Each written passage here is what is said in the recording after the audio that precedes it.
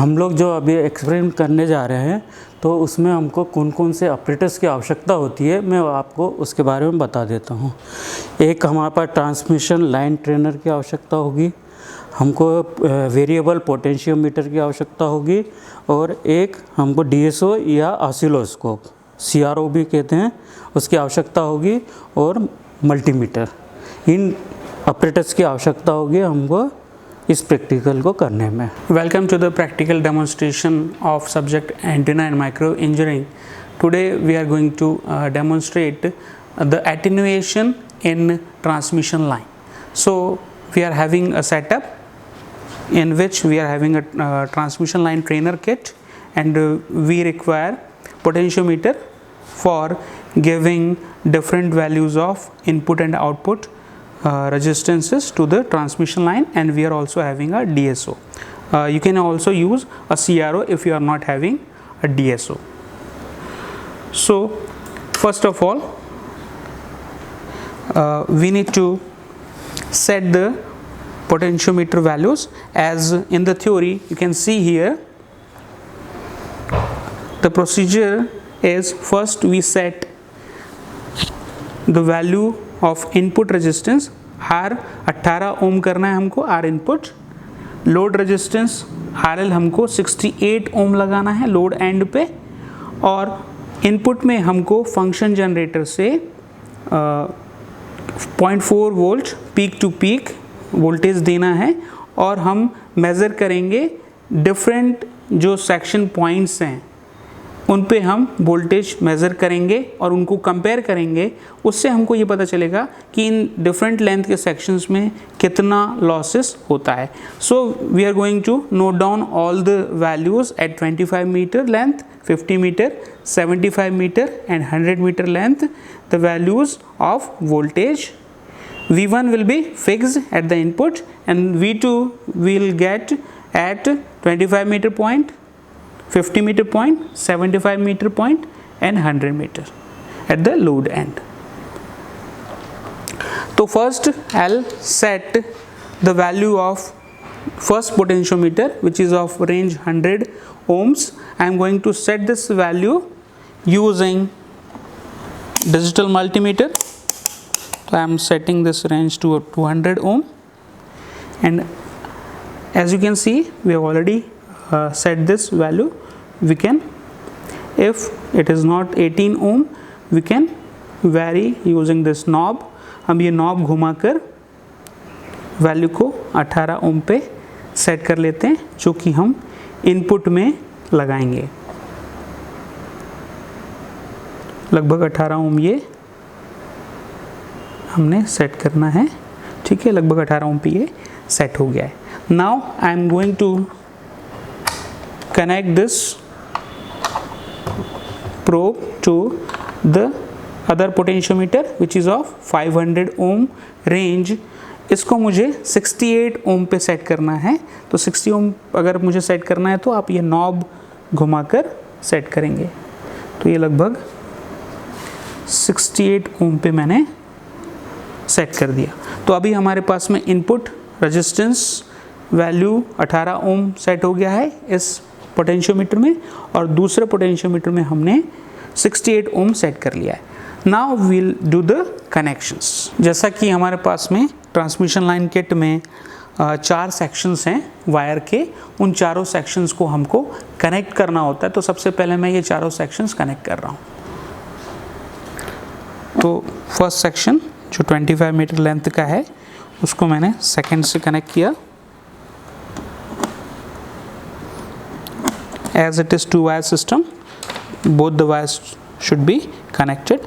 Similarly, section 2 को section 3 से connect कर रहा हूँ,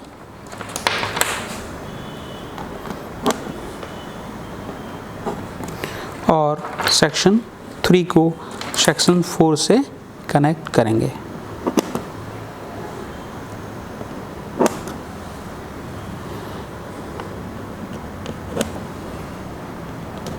इस तरह से हमने एक कंटिन्यूएशन बना लिया। पूरा 100 मीटर लेंथ ये कंप्लीट हो गया, क्योंकि हर एक जो सेक्शन है वो 25 मीटर लेंथ का है। इसके अंदर वाउंड है इस किट के अंदर कोएक्सियल केबल। तो 25-25 मीटर पूरा चारों सेक्शन को हमने कनेक्ट कर दिया, तो एक 100 मीटर का कंटिन्यूस वायर हमारे पास में अवेलेबल है। अब according to the circuit diagram जो हमने पहले डिस्कस किया था, इनपुट में हमें 18 ओम का रेजिस्टेंस लगाना है, ठीक है, और सीरीज़ में हमको इनपुट भी देना है। तो इनपुट देने के लिए हमारे पास में एक फंक्शन जनरेटर यहाँ पर है, जैसा कि कलीग मेरे जो हैं उन्होंने एक्सप्लेन किया है। तो हम उसको कनेक्ट करेंगे। तो कनेक्ट करने के लिए एक एंड जो है वो मैं सेकेंड वाला जो इनपुट का है उस पर कनेक्ट कर देता हूँ, और सीरीज़ में मुझे रेजिस्टेंस भी चाहिए। तो सीरीज़ में रेजिस्टेंस जो 18 ओम का है वो मैं एक सिरा इस पे कनेक्ट कर देता हूँ दूसरे एंड पे फंक्शन जनरेटर के। अब जो हमारा इनपुट का दूसरा सिरा है वो मैं पोटेंशियोमीटर के दूसरे सिरे से कनेक्ट कर देता हूँ। इस तरह से फंक्शन जनरेटर, रेजिस्टेंस और ट्रांसमिशन लाइन का इनपुट, ये तीनों चीज़ें सीरीज़ में आ गई। इसी तरीके से अब मुझे आउटपुट पे लोड भी लगाना है। तो आउटपुट पे जो लोड है वो 68 ओम का है। यहाँ पर हमको आउटपुट में वेवफॉर्म नहीं देख रहे हैं, तो simply I am going to connect the 60 ohm resistance at the output end. इस तरह से हमारा कनेक्शन हो गया है। Also we need to check the desired value of the function generator output, which should be a sine wave of 0.4 volt peak to peak and around 100 kilohertz. So we are going to connect this to the CRO, and we are using the channel 2 in the CRO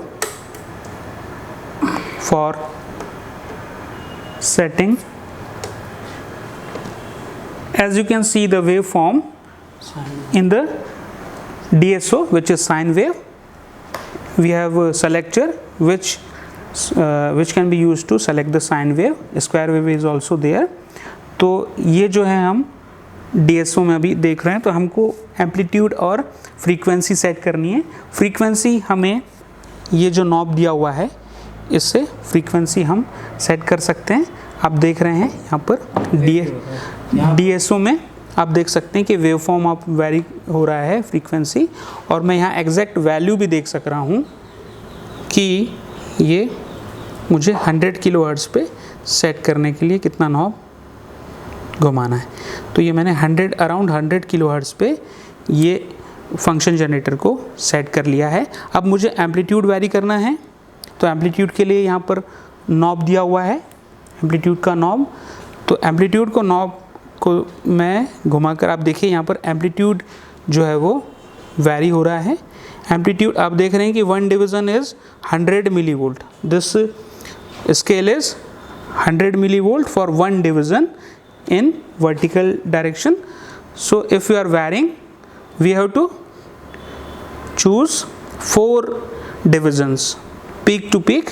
From here to here we need to increase the amplitude to 4, little bit more sir.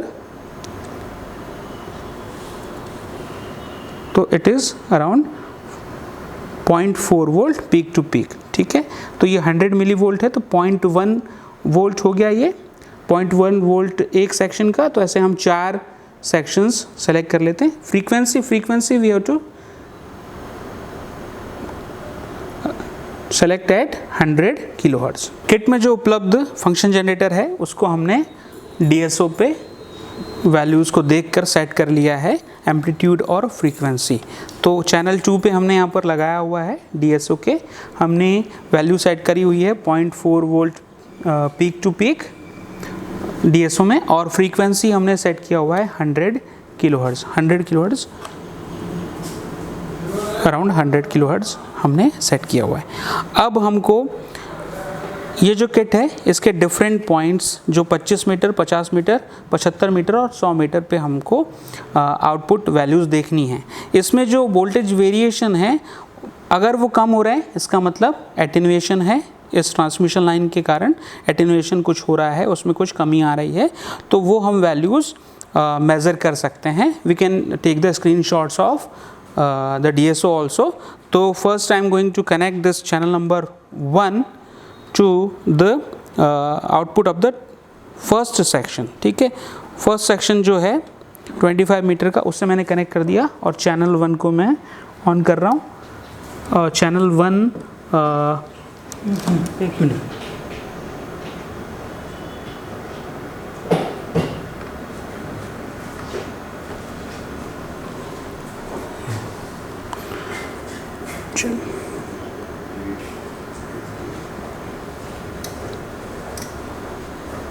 As you can see for the same scale आप देख रहे हैं कि ये amplitude channel number 1 का, जो कि हमारा 25 मीटर जो सेक्शन है उसका आउटपुट है, और ये इनपुट जो हम दे रहे हैं, तो आप देख रहे हैं कि इनके एम्पलीट्यूड में डिफरेंस आ रहा है. ठीक है, अब मैं स्विच करने वाला हूँ 50 मीटर लेंथ पे, आउटपुट देखेंगे और कंपेयर करेंगे हम इनपुट से.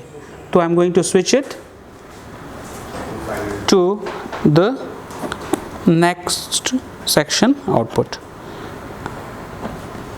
ठीक है, आप देख रहे हैं DSO में, फिर से आप देख सकते हैं कि एम्पलीट्यूड जो है वो अब पहले के कंपैरिजन में थोड़ा और कम हो गया है. ये वैल्यूज़ हम रीड कर सकते हैं. ठीक है, और उसको हम कैलकुलेशन में ले सकते हैं, और dB में, डेसिबल में भी हम इसको कैलकुलेट कर सकते हैं कि कितना एटेन्यूएशन हुआ. Now I am going to connect the CRO at the third section output. अब देखिए, further it has decreased in the DSO. We can see the waveform. अब इनपुट से और काफ़ी जो है वैल्यू कम हो गई है.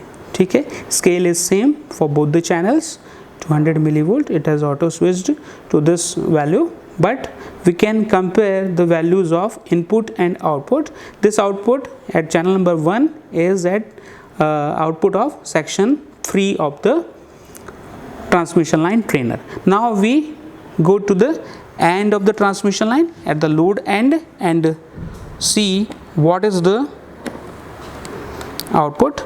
As we have discussed, 68 ohm load, which is the balanced load, is already connected, and we have already also connected the CRO probe to see the waveform at the load end. We can see it has further diminished.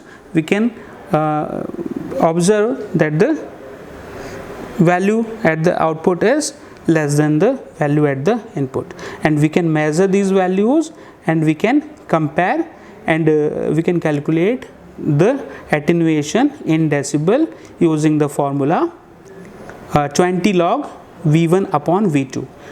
ठीक है, एक अगर दो voltage values हैं V1 और V2, तो अगर उनमें डिफरेंस हमको डेसिबल में निकालना है, तो we can use the formula 20 log V1 upon V2 and we get the decibel attenuation. So in this practical, what we demonstrated that there is some power loss in the transmission line, and we have demonstrated the value of the voltage at different lengths, 25 meter, 50 meter, 75 meter and 100 meter, and we have also demonstrated the waveforms are having less amplitude values at the increasing length. Thank you.